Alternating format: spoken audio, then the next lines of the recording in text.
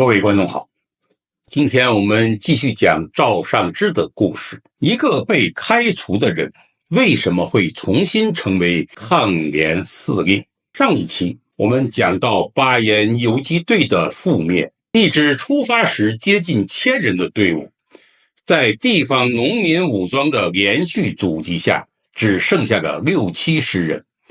創建者張甲舟後來死在當地農民的槍下。擔任政委的趙尚志則被中共滿洲省委開除黨籍，但趙尚志的故事並沒有結束。真正令人難以理解的部分，恰恰從他被組織拋棄以後開始。一個被開除黨籍、沒有正式職務，甚至被自己人視為失敗者的人，後來竟然重新拉起了一支隊伍，從馬夫一路成為總司令。他的隊伍一度號稱6000人，活動範圍橫跨20多個縣。可是同一個趙尚志幾年後又被中共宣布永遠開除黨籍。他的罪名不僅是反對中央路線，還包括策劃捕殺省委負責人。一個英雄為什麼會被自己的組織2次定性為危險人物？一個號稱6000人的軍長為什麼會在1年後只剩下100餘人？更神秘的是，在哈爾濱一間名叫1毛錢飯店的秘密聯絡點，2名重要人員被捕，趙尚志卻很快獲釋。那一天究竟發生了什麼？今天我們沿着第3條線索，重新走進趙尚志一生中最黑暗也最有爭議的幾年。我們先談趙尚志是如何從馬夫做到了參謀長的位置。1933年1月，巴巖游擊隊基本瓦解，趙尚志第一次被開除黨籍，沒有組織身份，沒有自己的隊伍，也沒有可靠的後方。他幾乎被打回了原點。同年4月，趙尚志來到賓縣，投奔孫朝陽領導的反日義勇軍。根據歷史檔案，他最初只能擔任馬夫。對一個黃埔軍校畢業生曾經擔任游擊隊政委，在這裡擔任馬夫，這是一個極大的落差。但趙尚志沒有沉穩。在攻打賓縣的一次戰鬥中，孫朝陽採納了他的軍事方案，部隊成功進入了縣城。趙尚志憑着這一次戰績證明了自己的能力，隨後被任命為參謀長。幾個月前，他還是一個被開除黨籍的失敗者。幾個月後，他已經重新做到了作戰指揮的位置。組織可以撤銷他的身份，卻無法輕易抹去他的軍事能力。1933年10月10日，趙尚志帶着7名人員離開了他所屬的部隊，在中共諸河縣委領導下建立了諸河反日游擊隊，並擔任隊長。後來這支隊伍改編為哈東支隊，請記住這個數字，7個人。趙尚志後來的全部權力、全部榮耀和全部悲劇，都從這7個人開始。那麼，我們就要談一談這7個人如何變成了6000人的大軍。1934年6月，諸河反日游擊隊擴編為東北反日游擊隊哈東支隊，趙尚志出任總司令，部隊發展到了200餘人。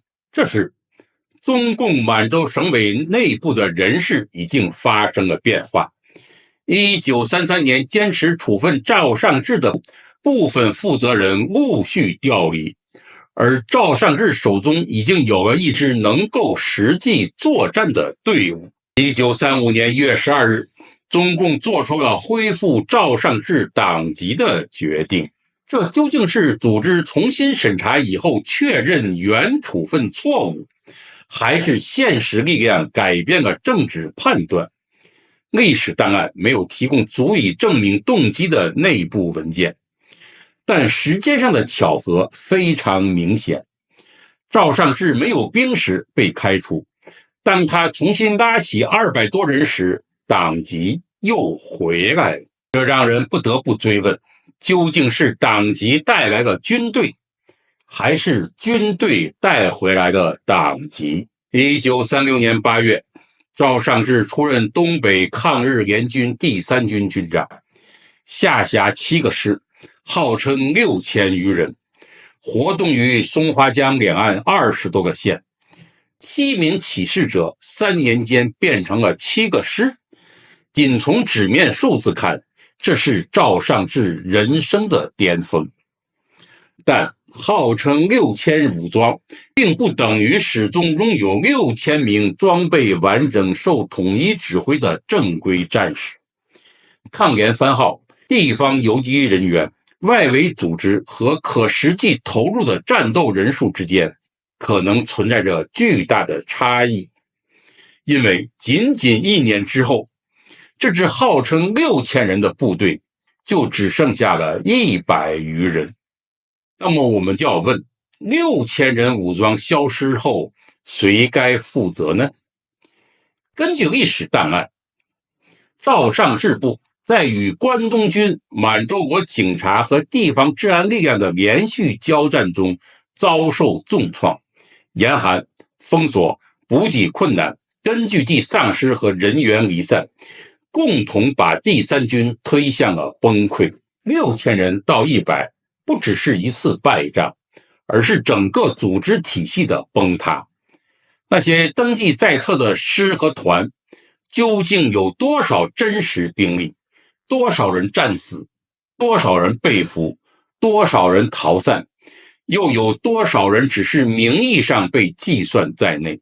這些問題必須回到具體的戰報和名冊才能得到答案。1938年末，為了重新取得與中共中央的聯繫，並爭取蘇聯軍事援助，北滿方面決定派趙尚志前往蘇聯。至此，一個極具諷刺意味的局面出現了。趙尚志被宣傳為在滿洲獨立堅持抗戰的統帥，可當他的部隊幾乎消失以後，唯一能夠提供武器、補給、休整空間和政治裁決的力量，卻是在蘇聯境內。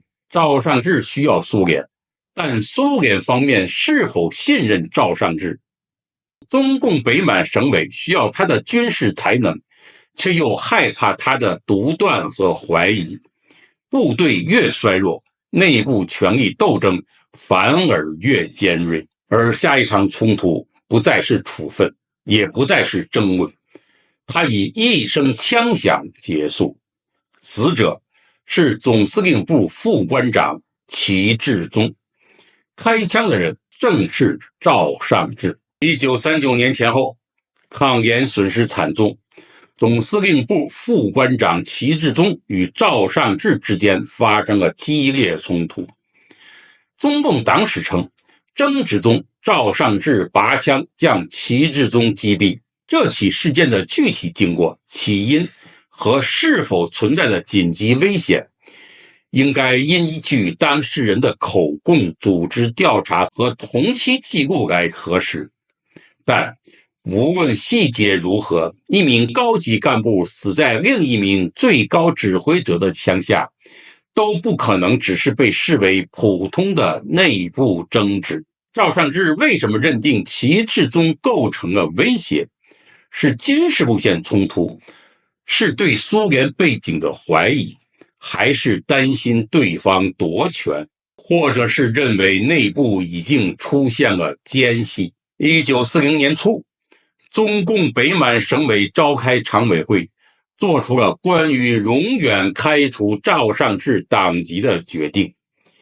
決定列舉的主要問題包括：反對中共中央路線及王明、康生相關指示，實行被定性為左傾關門主義的路線，懷疑北滿省委負責人是奸細，並企圖捕殺有關負責人。這一次開除黨籍是巴彥游擊隊慘敗之後第二次被開除黨籍，而且是在趙尚志已經擁有獨立威望，公開挑戰上級，並導致內部人員死亡之後，兩次處分表面理由不同，背後卻有一個共同的核心：中共黨組織已經無法控制這個軍事指揮員。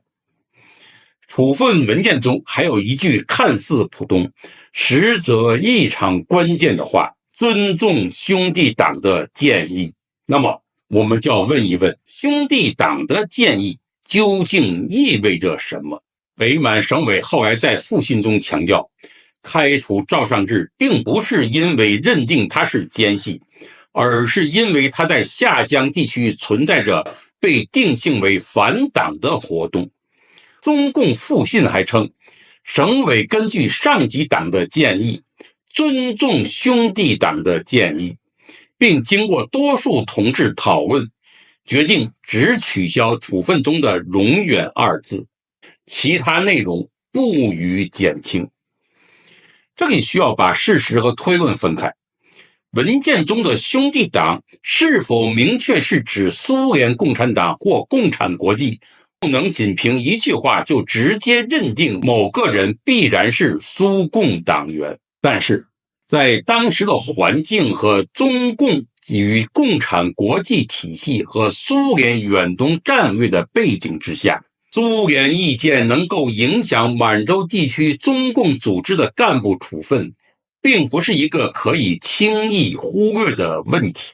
它的存在是有極大的可能性，而更可能的是唯一的一個可能。趙尚志殺死齊志忠之後，為什麼蘇聯方面會關注處分結果？齊志忠在組織體系中究竟代表誰？趙尚志懷疑的奸細究竟是日本方面滲透者，還是他認為受另一套權力系統控制的人？最危險的並不是趙尚志反對某一個幹部，而是他開始懷疑這支名義上由中共領導的隊伍，真正的指揮權可能並不完全掌握在中共手中，它更可能是一個蘇聯共產國際指揮下的一個國際縱隊。抗聯內部存在着大量直接接受蘇聯或共產國際命令的幹部，例如有記錄可查的趙一曼等人在蘇聯莫斯科中山大學讀書，加入蘇共，成為蘇共黨員。這些也只能證明一部分人的經歷。中共黨內並無這些抗聯英雄加入中共及接受中共領導的證據。中共檔案對這些人的中共歷史背景都是諱莫如深，甚至是故意隱瞞。真正可以確定的是，到這一階段，趙尚志同時失去了部隊、上級的信任和穩定的組織身份，他被夾在了中共北滿省委、蘇聯方面、共產國際以及殘存抗聯力量之間，已經沒有可以完全信任的人了。另一個故事就是1毛錢飯店的疑團。接下來我們就要把故事進入到全篇最神秘的一幕。按照後來黨史的敘事，趙尚志被開除黨籍後，一直設法尋找省委負責人。此時，一名剛從蘇聯返回來的人員為了尋找組織，在國際協報刊登尋人啟事，以暗語約中共滿洲省委常委金伯陽在哈爾濱道里區一處秘密聯絡點見面。這個地點就是1毛錢飯店。根據中共黨史解釋說，趙尚志看懂了啟事中的暗語，也在約定時間來到了飯店。他見到了金伯陽和高慶友。見面不久，滿洲警察人員突然闖入，3人同時被捕。押送途中，趙尚志曾經試圖跳車逃走，但又被抓回。審問時，他堅持說自己只是乞丐，不認識另外2人，因為他衣衫破舊，又沒有被查出明確的證據，辦案人員最後將他毆打後釋放。這段故事的英雄版本非常完整。趙尚志裝成乞丐，臨危不亂，試圖掩護同志，最後憑意志和機智逃過審訊和逮捕。但如果把所有的細節重新排列，疑問會突然出現：一個已經脫離組織的人，怎麼就能準確地讀懂報紙上的秘密暗語？他為什麼恰好出現在2名重要人員接頭的現場？3個人一起被捕，為什麼只有趙尚志很快獲釋？滿洲治安機關和關東軍憲兵隊真的會把一個試圖逃車逃亡的人僅僅當成普通乞丐嗎？1毛錢飯店到底是一次被敵方識破的接頭，還是一場事先布置好的陷阱？金伯洋與高慶友誰暴露了誰？金伯洋不是普通交通員。1932年底，他與楊靖宇等人被派往南滿磐石地區。1933年9月，南滿游擊隊擴編為東北人民革命軍第1軍獨立師後，他曾協助楊靖宇活動。高慶友的經歷則更直接地指向了蘇聯情報系統。根據蘇聯檔案，高慶友在1927年赴蘇聯學習，後來在哈爾濱國際情報站擔任翻譯，又被派往瀋陽、密山等交通站工作，並在伯力學習無線電收發技術。之後擔任蘇共哈爾濱國際情報站負責人。蘇共檔案還稱，高慶友於1930年加入蘇共，與中共組織並無直接聯繫。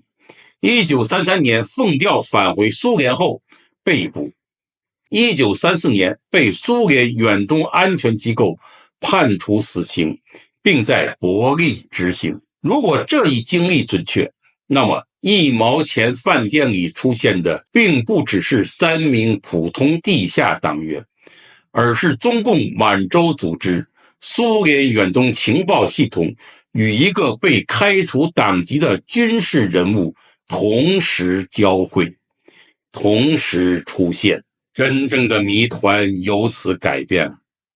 問題不再只是趙尚志有沒有告密，還包括高慶友是否已經暴露，情報站內部是否出現叛變。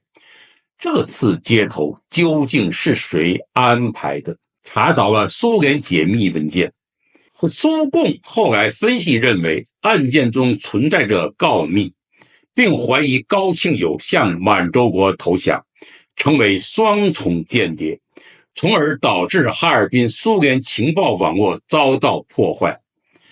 但歷史檔案也明確承認，現有資料並沒有找到能夠鎖定最初告密者的直接證據，因此任何把趙尚志直接定性為告密者的說法都越過了證據允許的邊界，或者說沒有直接證據來證實趙尚志是一個告密者。另外有一個懸案，就是100銀元的賞銀能夠證明什麼？歷史檔案還提到了一份哈爾濱警察機關的材料，其中有一名被稱為市井頑劣乞討者的人員指認赤色人員接頭，協助破案，並獲得賞銀100元。另有日本關東軍檔案記載，2名蘇俄情報人員因被人舉報而被捕，相關網絡隨後遭到破獲。這些記載與1毛錢的故事在輪廓上高度相似。乞討者、2名接頭人員、舉報、破獲、賞銀，這些資料當然值得重視。2份檔案是否在描述同一個案件？相似並不等於相同，高度懷疑也不等於已經證明。真正缺失的是把這個乞討者3個字與趙尚志這個名字直接聯繫在一起的那一環。根據歷史檔案，當時滿洲治安機關破獲了大量蘇聯及中共地下網絡，相關嫌疑人數達到了1361人。在高度滲透、頻繁自首、相互懷疑的地下環境裡，任何一次接頭都可能是陷阱，任何一個幸存者也都可能在事後被懷疑。趙尚志的迅速獲釋，既可能源於自身身份偽裝成功，也可能隱藏着更複雜的交易。現有的證據尚不能夠替我們做出最終的選擇。另外還有一件事情，就是中共滿洲省委書記李耀奎被捕與省委內部的裂縫。1933年10月30日，剛剛擔任中共滿洲省委代理書記1個月的李耀奎，在哈爾濱市秀香書店被捕。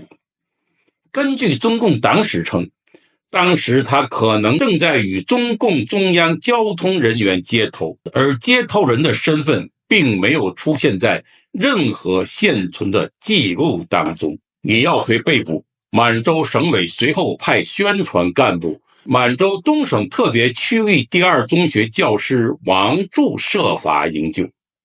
王柱據稱動用了工資借款，並托人疏通關係，試圖促成李耀奎獲釋。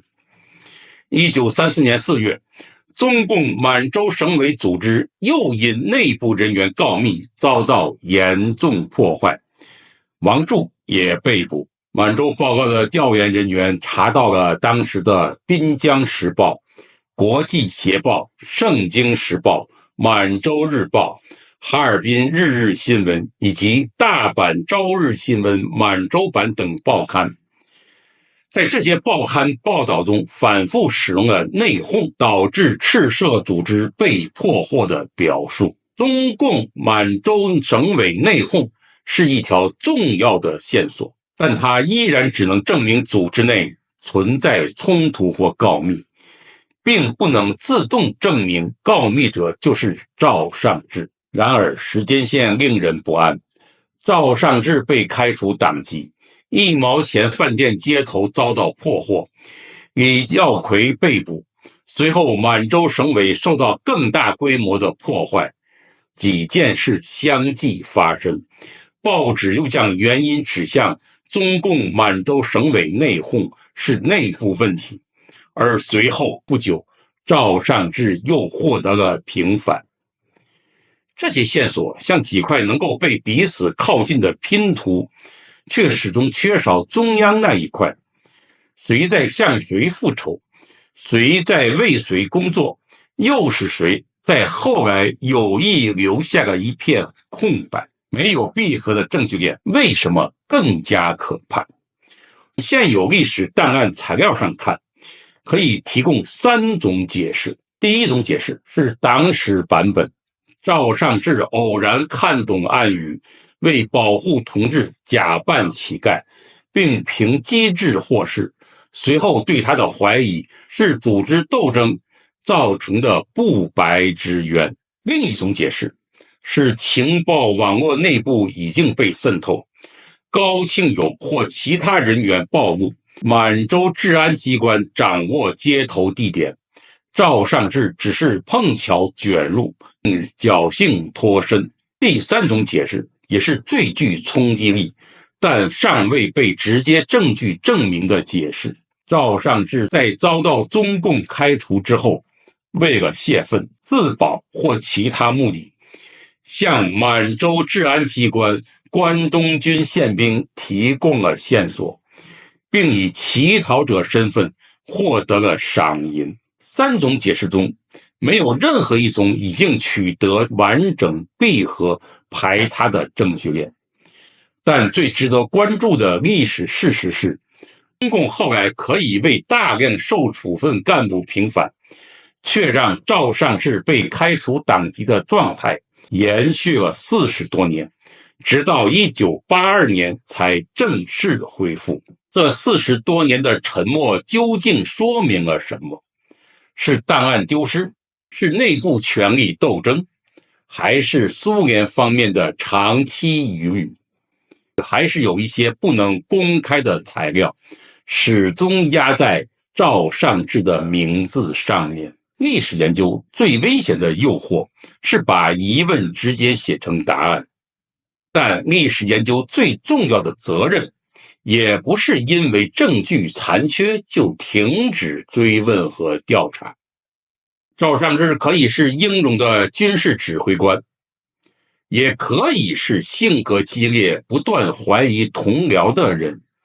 他可能受到組織迫害，也可能在絕境中做出了至今無法解釋的選擇。